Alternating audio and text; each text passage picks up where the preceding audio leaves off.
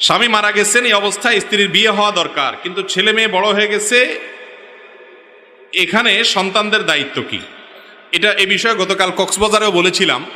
আমাদের সমাজে অত্যন্ত জঘন্য বড় অনাচারগুলোর মধ্যে থেকে একটা হলো, কোনো মহিলার স্বামী মারা গেলে ওই মহিলা বিয়ে করলে সমাজের মানুষ সেটাকে খারাপ চোখে দেখে।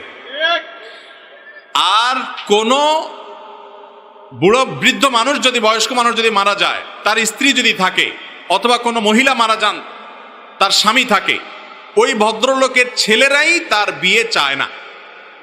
ঠিক না ঠিক? বেশিরভাগ ছেলে মেয়েরা চায় 60 বছর 65 বছর বয়স হয়েছে বাপের, এখন আমার মা মারা গেছে, এই টাইমে বাপকে আর বিয়ে করতে দেওয়া যাবে না, কারণ বাপ বিয়ে করলে ভাগিদারের সংখ্যা বাড়বে। আছে না নাই? এই সন্তান হলো কুলাঙ্গার সন্তান। এই সন্তান হলো কি সন্তান? এই সন্তান হলো অমানুষ সন্তান, স্বার্থপর সন্তান, যে সন্তান